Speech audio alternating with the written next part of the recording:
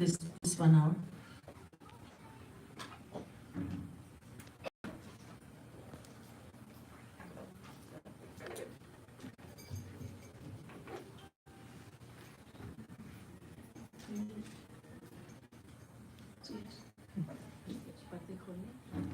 हाँ थोड़ा सा तो खोलना।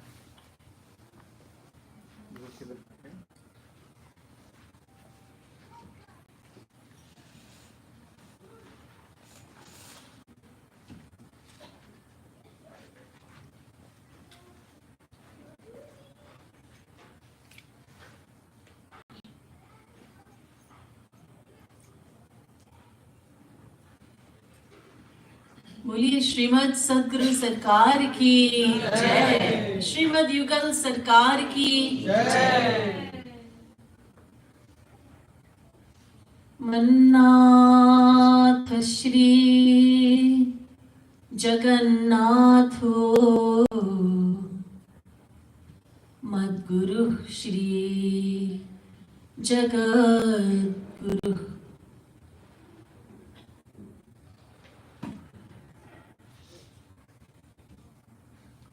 गुरुर्ब्रह्मा गुरुर्विष्णुर् गुरुर्देवो महेश्वरः, गुरुः साक्षात् परब्रह्म तस्मै श्री गुरवे नमः।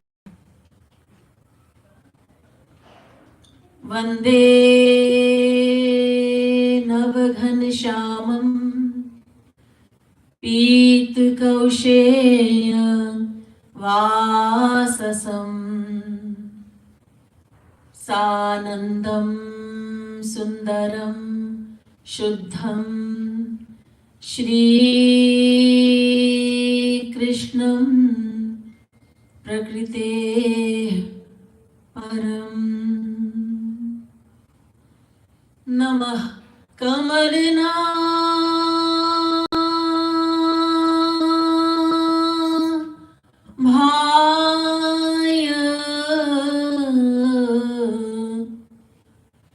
नमः कमलमालिने,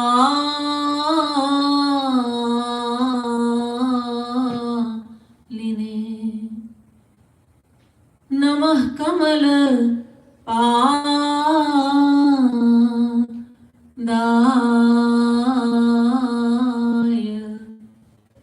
नमस्ते कमलेक्षण। यो ब्रह्माणं विदधाति पूर्वं यो वै वेदांश्च प्रहिष्मै तद्वमः देवमात्मबुद्धिप्रकाशं मुमुक्षुर्वै शरणमहं प्रपद्ये।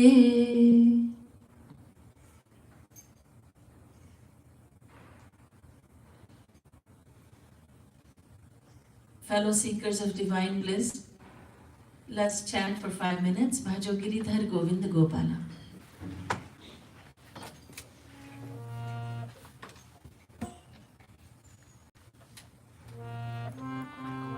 भजो Giridhar Govind Gopala,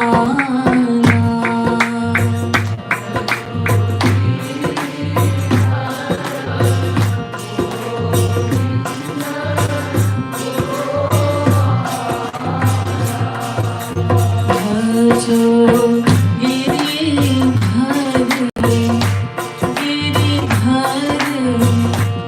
Govind Gopala.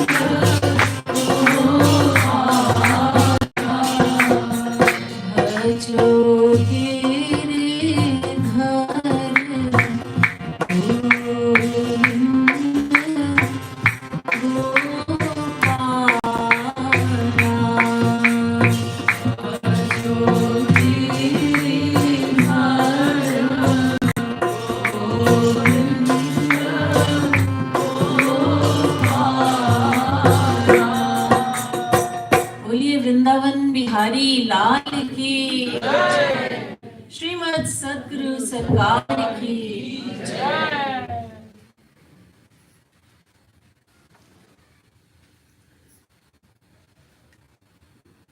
Devotional listeners, now I humbly request your full attention. Sanatan Vedic Dharma, more commonly referred to as Hinduism, is extremely deep. It is very scientific and completely logical. Because of its depth, many people have many confusions about Hinduism. There are many misconceptions regarding Hinduism.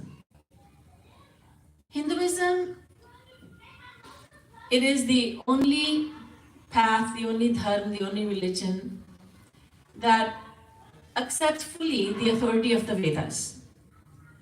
The Vedas are the eternal laws of God. The four Vedas, Rig Ved, Yajur Ved, Sam Ved, and Atharva Ved, were not written by anyone. They were revealed by the natural breath of God. Nishvasitam asya Vedaha, the Vedas themselves say. The Vedas have manifested from the natural breath of God. The Ramayana says the same, Jaki Sahaj Shwas Shruti Chari. These are the eternal laws of God, and they are applicable to all humans, to everyone without exception. A one God, of whom we are children, we are His children, and His laws are eternal. There is no fault in them. There is no human fault in the Vedas because they are manifested from the divine. And when they were revealed, when were they revealed? That's not a good question because they are eternal. So there was never a time when the Vedas did not exist. But 5,000 years ago, when Kali Yuga, the present age, arrived, then Bhagwan Vedavyas, he descended to earth. God descended to earth in the form of Vedavyas and put the Vedas into writing. And so the Vedas were put into writing 5,000 years ago, but they have always existed. And the Vedas say that God can be thought of in two different ways. Dve vava brahmano rupe murtan chaiva murtan cha. Brihadaranyaka. God is without name and form. God is nameless and formless, but God is also with name and form. Hinduism is the only religion that says God is with name and form and without name and form. So you can take your pick. The Vedas do not restrict God to one definition. God is neither male nor female, but God is both male as well as female. God has a form, God does not have a form also. And when you talk about forms of God, there are uncountable forms of God. God can take the form of a human, God can take the form of half man, half human, half lion, half human, half animal. God can take the form of anything, a fish, a giant tortoise. These are the avatars that we know about. Shri Krishna appeared in the form of cloth, Ambara avatar. Now how surprising that is. God who came to earth in the form of cloth. When Dushasan was pulling the sari of Draupadi with the intent to humiliate her, then she called out to Shri Krishna, protect my honor. Ha Nath Dwarika Vasin, she prayed to him, O Lord of Dwarika, come and protect my honor. And he did. Dushasan kept on pulling the sari, but the sari kept on extending. And Dushasan got tired, who had so much strength, but he became tired after some time and he gave up. So Bhagwan can take any form. Adi Shankaracharya has also said, he is actually, Adi Shankaracharya, the first Jagat Guru, he has written a lot of commentaries on various scriptures, trying to explain them to us.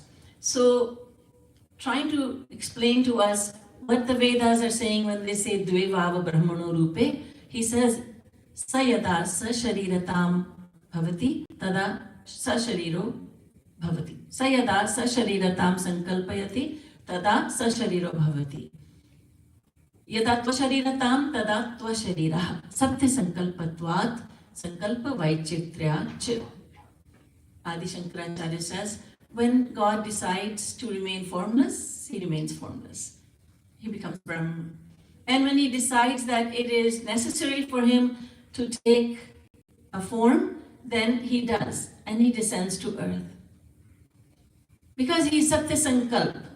God resolves to do something and it is done. He simply thinks about it. There's nothing to do. He thinks about it and it gets done. He is Satya Sankalp. And Adi Shankaracharya also says, Dve eva brahmano rupe murtan chaiva murtan cha.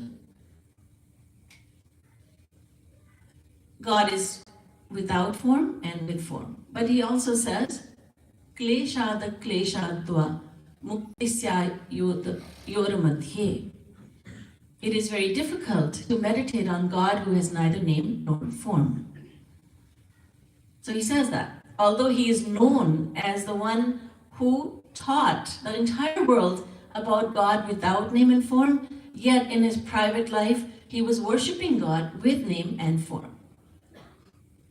In case someone thinks he was a hypocrite, let me just explain briefly that it was the need of the time when Bhagwan Shankar descended to earth in the form of Adi Shankaracharya.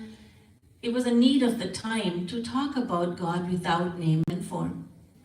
Devotion to God would come later because Buddhism had spread and the concept of no God was spreading. So God descended to earth to fix that situation, and Adi Shankaracharya established that there is a God and he's without name and form. Others will come later to talk about God with name and form. So he hid that part of the Vedas that says to us that God is also with name and form. Now, how can we meditate on God without name and form? It's next to impossible. In this age, Kali Yuga, it is impossible to meditate on God who doesn't have a form. We are with form. We are formless, but we also have a form. We are the Atma, the soul, and the soul has neither name nor form nor gender, nothing. But we also have a form, and that is our physical body. And it is impossible for us to think of something or someone that doesn't have a form. We fail to love God as Brahman because there's nothing to think about. Our minds are extremely attached to the material world. And if we are not able to think of God who has a form, we fail to love him. Therefore, God descends to earth. He lives in our midst. He performs leelas or pastimes. And on the basis of those stories, those pastimes he performs, we are able to form a kinship with him. We are able to have a connection with him, a strong connection with him.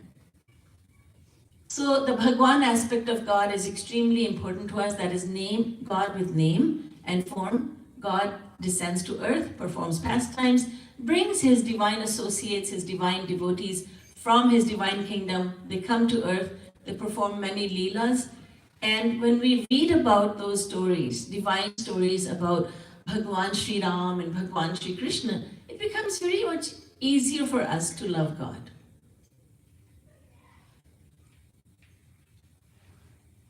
So now let me talk about the first confusion about Hinduism, one of the confusions. And that is, what are these murtis all about? So many people think, and they believe, they know the truth about Hinduism, that Hinduism teaches idol worship, murti puja, idol worship, idol statue. However, these murtis, they remind us of God. When we put our divine sentiments, if we believe that this is Radha and Krishna, then we get the benefit of God. We get the benefit of the divine couple, Radha and Krishna. The one God who comes in these two forms, female form of Radha, male form of Krishna. We get the benefit of God when we look at these murtis, not just as something made of stone, but the representation of God. If we think this to be just stone, then we get the benefit of stone. If we think this to be God, we get the benefit of God. How important these murtis are to us and to our devotional progress. When we come to a mandir, when we see a murti in a mandir, in a temple, or a temple you have made at home, you have special feelings about that murti. You're not looking at it as a piece of stone, but there is nothing special about a murti. Nothing special about a murti. There have been times when murtis have been desecrated, temples have been destroyed, the murtis have been desecrated, and people have said, oh, see, your God couldn't protect himself. Look, we destroyed the murtis. There's nothing special about a murti.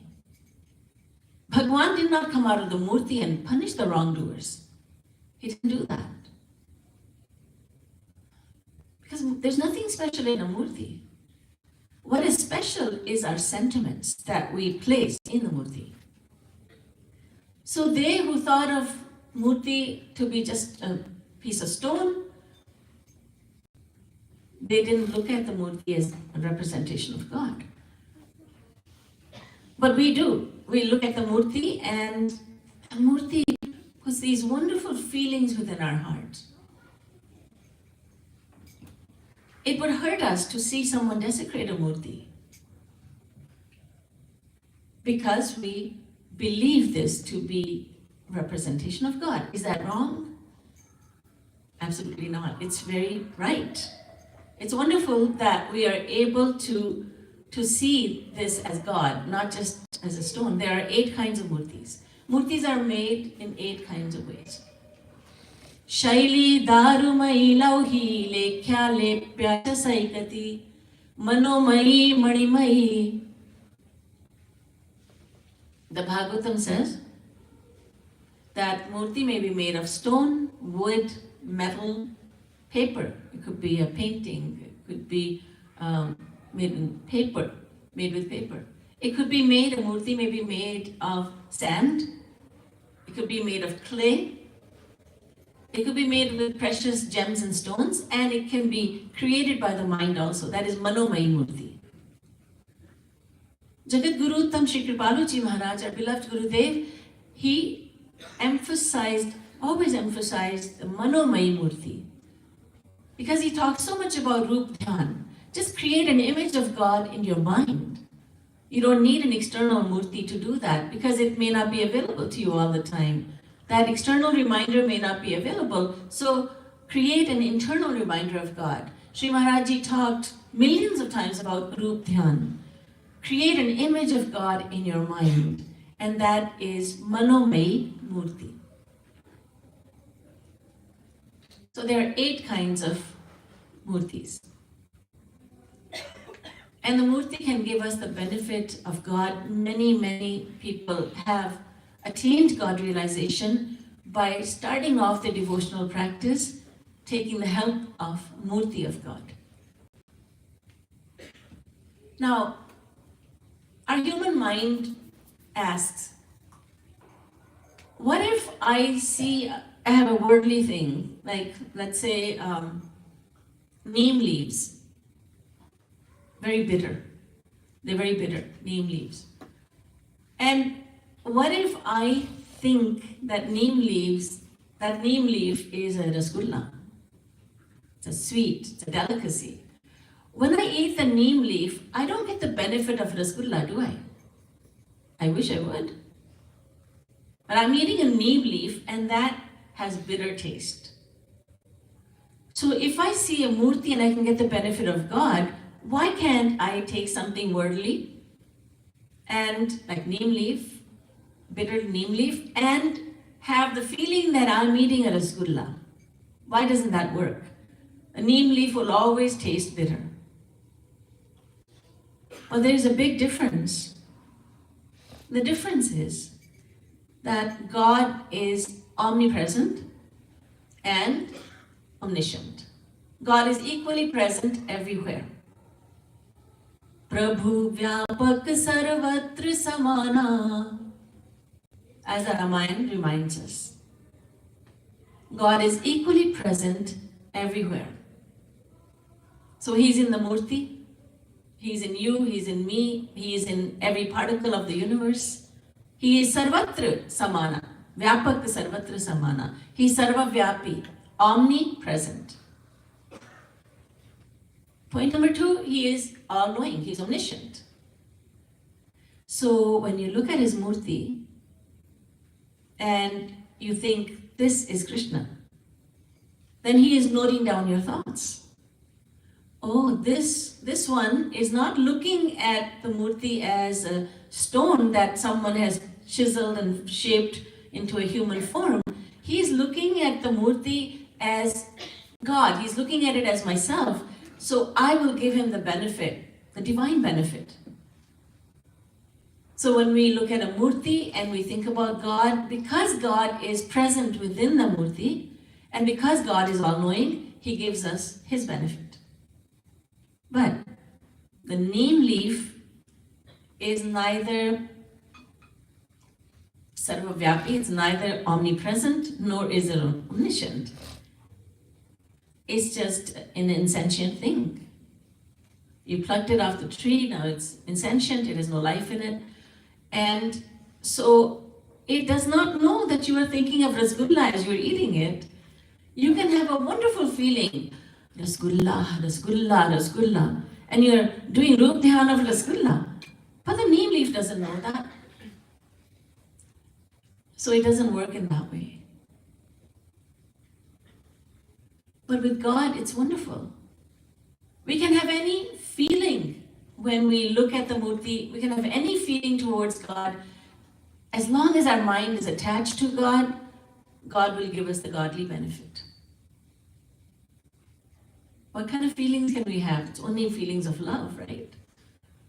Well, in our history, in Hindu history, there have been many devotees who have attached their minds to God with feelings of hatred, feelings of enmity also, feelings of fear. Of course, there have been mostly those who have attached their minds to God with feelings of love. And what kind of love? The gopis, the illiterate milkmaidens of Vrindavan, whose foot dust is desired by the likes of Brahma and Shankar. They attached their minds to Lord Krishna with feelings of romantic love. And they got the divine benefit. They attained Golok, the divine kingdom of Shri Krishna. Because the important thing is that we attach our mind to God no matter with which feeling. As you know very well, most of you know that in devotion, there are 4 sentiments. And I will tell you in an ascending order of excellence, 4 sentiments with which we can love God. We can love Him as our loving master. We can love Him as our loving master and friend. We can love Him as our child, and we can love Him as the beloved. Dasya Sakhya Vatsalya Madhurya Bhav. So it doesn't matter which feeling we have towards God. When we look at the Murti, so many people are being reminded of Shri Krishna in different ways. Some people are looking at the Murti and thinking about Shri Krishna, the beloved, the Priyatam. Some people are looking at the Murti and are reminded of Shri Krishna as a best friend. Like the Gwalbal, the cowherd boys from 5,000 years ago, how they loved Shri Krishna as their friend and playmate. So many are looking at him and thinking he's my little child. And Shri Krishna accepts all that. God accepts all that. So it doesn't matter what kind of feeling you have towards him. When you look at the Murti, you will get the benefit of God. Kamam, krodham, bhayam, sneham, aikyam, sauhardam evacha, nityam harau vidadhato, yanti tanmayatam hite. Bhagavad Puran tells us this. Kamam, krodham, bhayam, sneham. Doesn't matter which feeling you have towards him. Feelings of lust, kamam. Krodham, feelings of fear, or rather anger. Sneham, feelings of great affection. Kamam, krodham, bhayam, feelings of fear. Sneham. So it doesn't matter which feeling we have.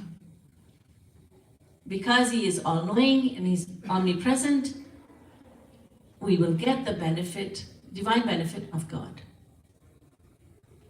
So the murti is not an ordinary thing. It is an amazing, helpful tool in loving God, in devotion to God. Our love can grow by using the murtis, by relying on the murtis. Now, when someone becomes very advanced in devotion, then he or she does not need the murtis. Then there is just the manomaya murti. But until then, we will need the help from these amazing murtis. This is why Shri Maharaj used to say, murtis must be very beautiful. He said, I don't understand why some people make murtis that don't attract anyone. Because we should be attracted when we look at the murti. People say, well, so much money is spent on getting the murtis and the clothing and the ornaments. Why bother? Can you put a price tag on devotional growth? Can you put a price tag on increasing your feelings towards God? It is so important to have murtis that attract us, so that we'll be attracted towards God. We will be able to think that this is Shri Krishna, this is Radharani, that's my divine mother, that's my divine father, that's my Swamini, that's my Swami, my Lord, my Master, my best friend, my child, my beloved, my everything. So we have murtis that depict Krishna in different ages also. Janmashtami comes along and we have little baby Krishna, newborn Krishna. Ram Navami we celebrated just a while ago, and so at Ram Navami we have the depiction of baby Ram sleeping with eyes half open, half closed. Different murtis to depict different ages, just to help us grow devotionally. Now, many of you will remember back in 1995, in September, month was September, there was an amazing phenomenon that took place the world over. And that was people said, Ganeshji is drinking milk. Ganeshji was drinking milk. Shri Maharajji put an end to that misconception. But what was happening is that all over the world, whether it was in Canada, America, India, anywhere, the murti of Lord Ganesh was absorbing milk. So people flocked the temples. People who had never set foot in a temple, people who had said, I am a confirmed atheist, they were going to the temples and lining up for hours to have the darshan of this amazing phenomenon, this divine phenomenon. Lord Ganesh is drinking milk. Here, you offer some. And people said, wow, what a wonderful thing. Ganeshji is drinking milk. Ganeshji was not drinking the milk. The murti was absorbing the milk. Shri Maharajji said to the devotees who were there at that time, and Shri Maharajji asked, how many of you fed Ganeshji milk? So some people proudly put up their hand. Shri Maharajji said, you have failed. Because you have not understood anything that I've taught you. There's nothing special in a murti. Ganeshji was not coming out of the murti and accepting the glass of milk that someone was giving to him, was he? So people said, no, Maharajji. So it was a murti that was absorbing the milk. It was not that Ganeshji was accepting the milk.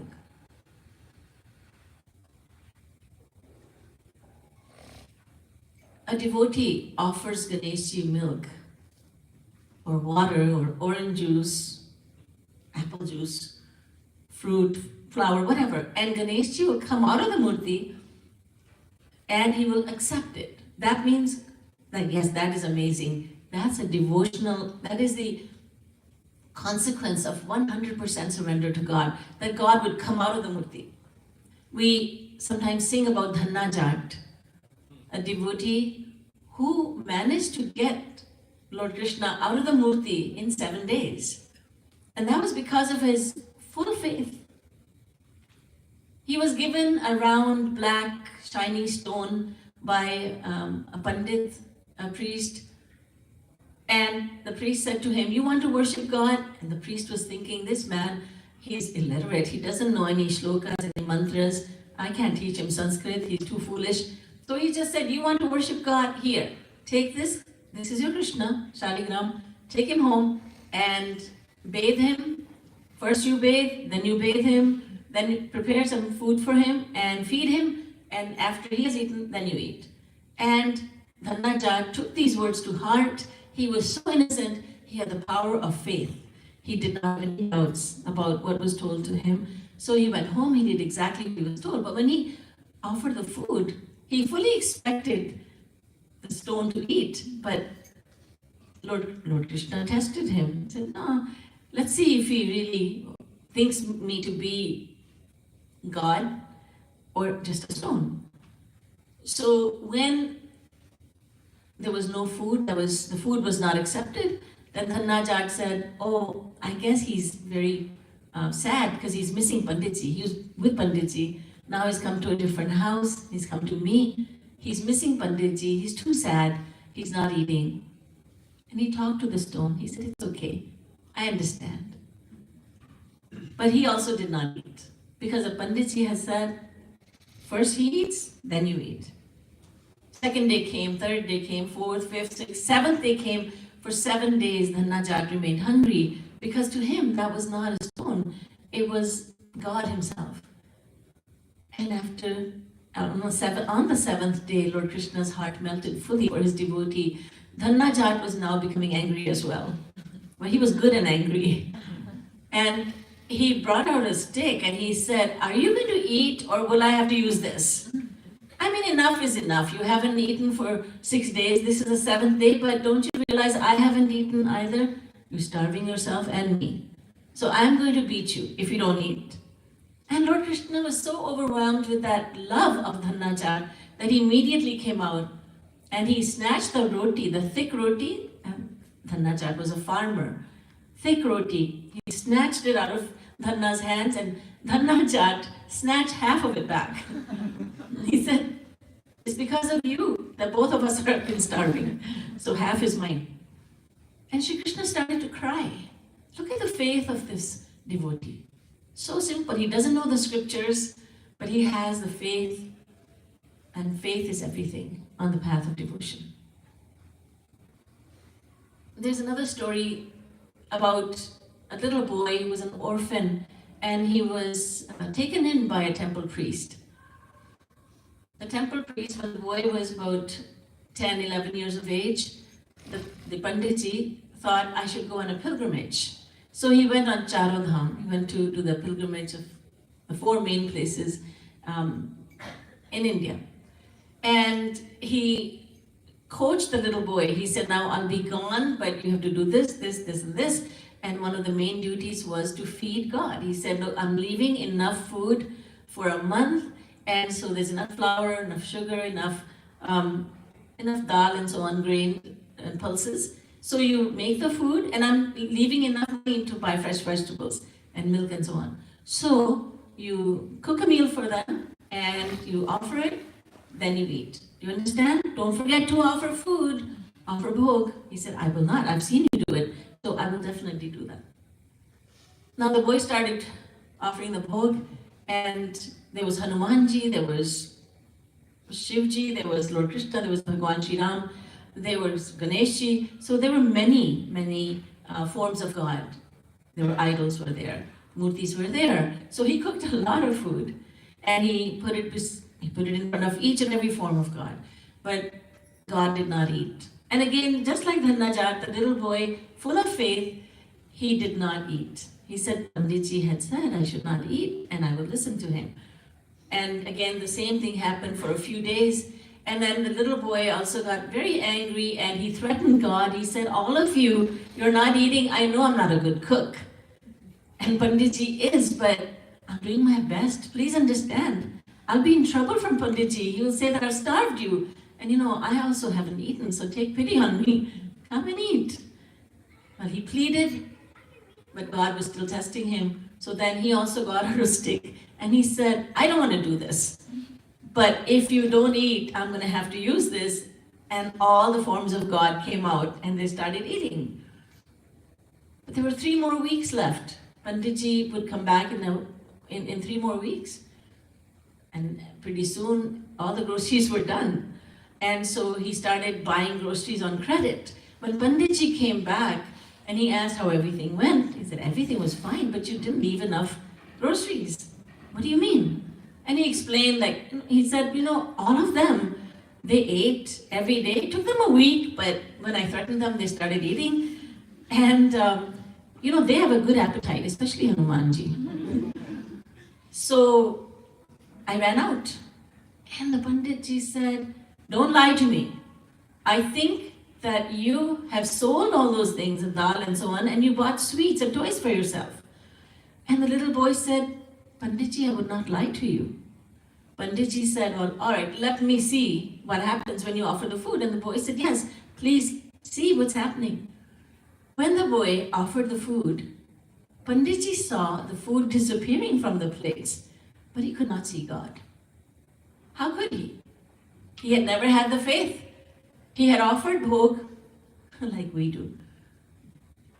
We sing, Aao Aao Bhog Lagao Dasya. He was chanting some mantras, inviting God to eat the food. But he was not believing that God would ever come. And God was saying, well, if you don't believe that I'm going to come and eat this food, why should I bother? So he could not see God, but now this little boy, he had 100% faith that God has to come and eat. He did not regard the murtis to be just a murti made out of stone. He regarded the murtis as representations of God. So because of his faith, he attained divine eyes. He could see God everywhere. Panditji fell at the feet of this boy and he said, I have been offering bhog for so many years, decades, but I never believed that God would come and eat. And look at your simple faith.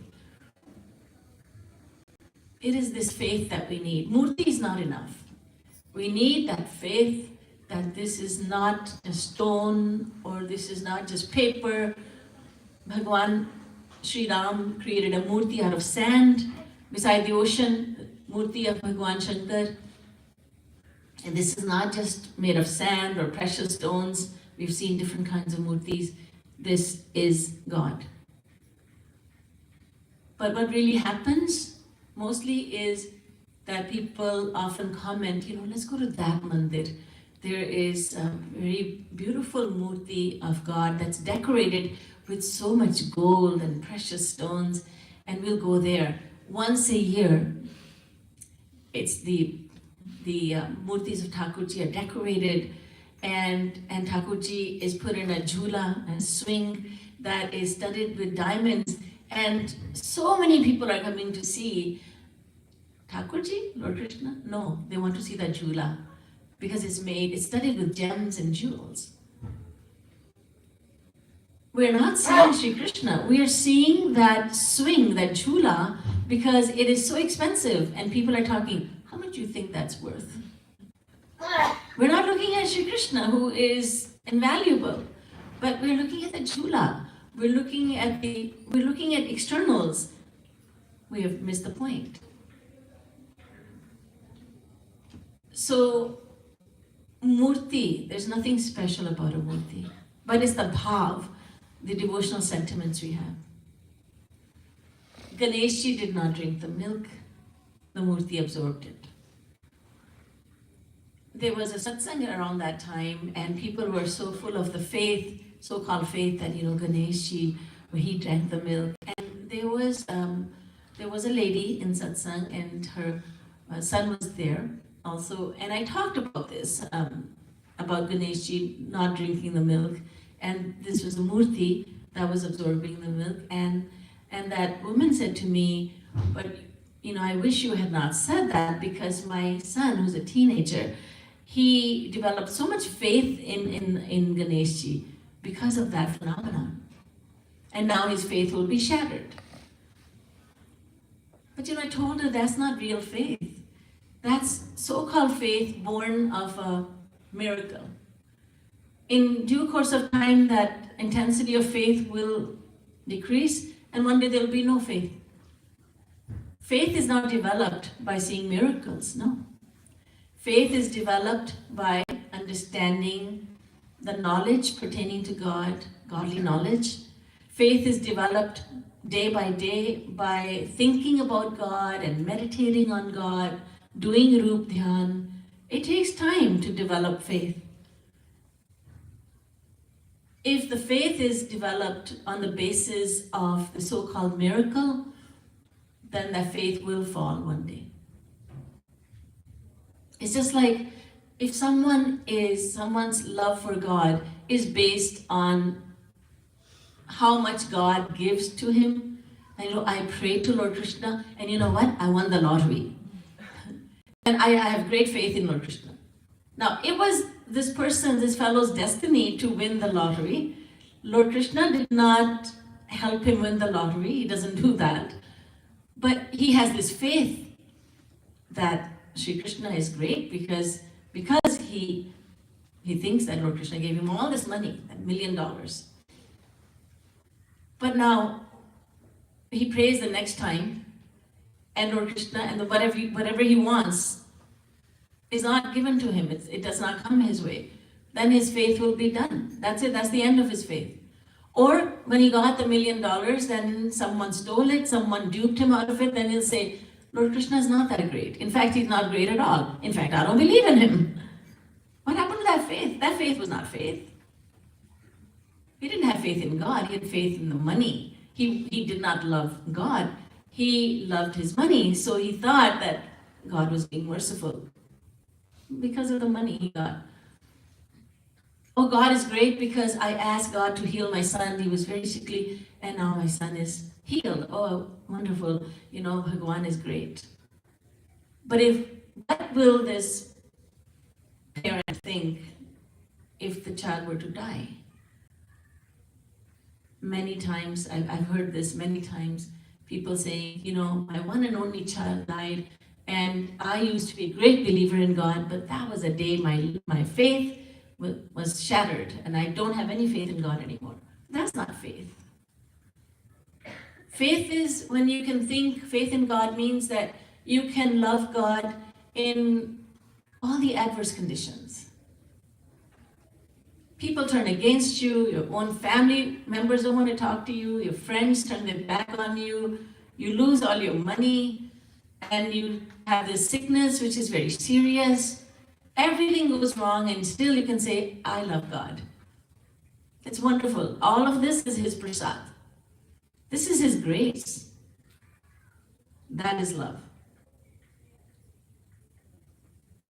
In the scriptures, in the Bhagavad Puran, it is said, Deshatyago mahavyadhir virodho bandhuvis saha dhanahanirapamanancha madanugraha lakshanam. Madanugraha lakshanam. The signs of my grace are Deshatyago. Desh nikala ho jaye. You are giving some punishment. Mahan vyadhi. You're suffering from serious disease. Virodho bandhubhisaha. Friends and family members become your enemies. Dhanahani. Your wealth, it's gone. Someone steals it, you lose it. Somehow you don't have any money left. And apamanancha. And you are insulted by everyone. Don't be nervous. Shri Krishna says these are signs of my grace. These are signs of my grace, and this is why Kunti had said to Shri Krishna, she had prayed to him, Maharaj, take away my everything. Take away my everything. Take these worldly properties away from me because they are a hindrance in coming to you.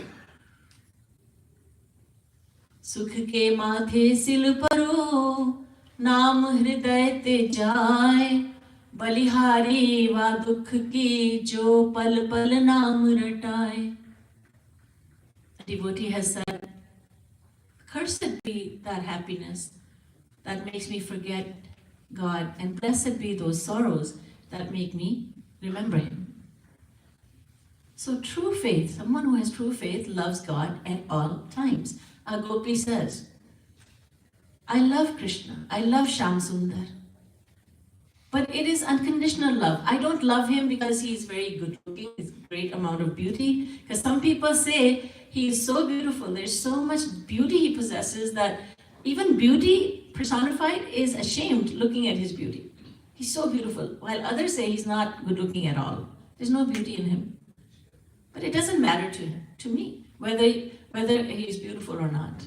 Some people say that he has unlimited virtues, and others say that he has none to speak of, but it doesn't matter to me because I love him, and I love him alone, and I love him always. The gopi continues by saying, even if Shyam Sundar, my beloved Krishna, if he comes and murders me, kills me, puts an end to my life, I will still love him because he's my one and only. I will love him forever. I don't know anyone else. No matter how he behaves towards me, I will love him. Asundara Sundara Shekharova Gunairvihino Guninambarova Dveshi Mayisyat Tarunam Budhirva Krishna Sa Evadya Gatir Mamayo. These are the words of the gopi. The Saptarishis, the 7 sages, they went to Parvati ji and said, why are you bent on marrying Shankar Bhagwan? You know, he's a yogi, he's not attached anywhere. And do you not know that he has a very inauspicious look about him? And he has snakes bound around his neck, he has scorpions in his ears, like his ear pendants. Don't you know all that? He has ashes smeared all over his body. They tried to dissuade her from loving Bhagwan Shankar. And they said, love Vishnu instead. How glorious, how beautiful, how wonderful he is. And Parvati ji said, it doesn't matter how Shankar Bhagwan is, but he's my one and only. Janam koti lagi ragar hamari, varam shambhu naturaham kumari. If he does not marry me, if I do not marry him, then I will remain single for all lifetimes to come because he is my one and only. That is what faith looks like. The faith that the gopi has, the faith that Parvati ji has. You must loving him in all conditions, in all the adverse conditions. It's easy to love God when everything's coming our way. Oh, I have lots of money, everyone in the family is doing well health-wise, I'm doing well health-wise, and everybody's doing well. Everything's doing well in life. Everything's going well. It's easy to love God. Oh, God is great. We go to the temple, we ring the bell, we say, God is great. Jai ho, we say. But when things are not going well, that is our test, the test of faith. So, taking the help of murtis, we can grow our devotion. But the murti is not enough by itself. We need to add faith. We need to have faith that this murti is not just made of stone, it is a representation of God. Lord Krishna is in this murti. And then, when our faith is complete, 100%, then Lord Krishna, Radharani will come out of these murtis. And then we will see them walking around. When a true devotee comes and sees a murti, he doesn't see a murti, he sees Radha and Krishna. He actually sees Radha and Krishna. We are seeing murtis, and the devotee, he or she is seeing Radha and Krishna. A true devotee, one who is 100% surrendered. And that's where we want to be. We want to become 100% surrendered. And so these murtis are extremely helpful to us on the path of devotion. The murtis are not just made of stone, they're not just made of metal or some other element. They are representatives of God. And if we just treat the murtis to be just stone, then we are like a mule that's carrying beautiful murtis of God, but the mule doesn't understand because it just understands there's load carried on my back. It could be God. The mule doesn't differentiate. But we are humans, we do understand. And so we should guide our understanding in such a way that we will have faith that God, who is omnipresent and omniscient, dwells within the murtis, and God, who is in the murti, I want him to come out. I want Krishna, Radha and Krishna to come out and accept the food from my hand. I want to have the experience of Radha and Krishna with all my senses. And with this hope, we pray to him. We use the murtis. So the murtis are extremely valuable to us. बोलिए वृंदावन बिहारी लाल की जय, श्रीमद् सद्गुरु सरकार की जय, जय जय श्री राधे, जय जय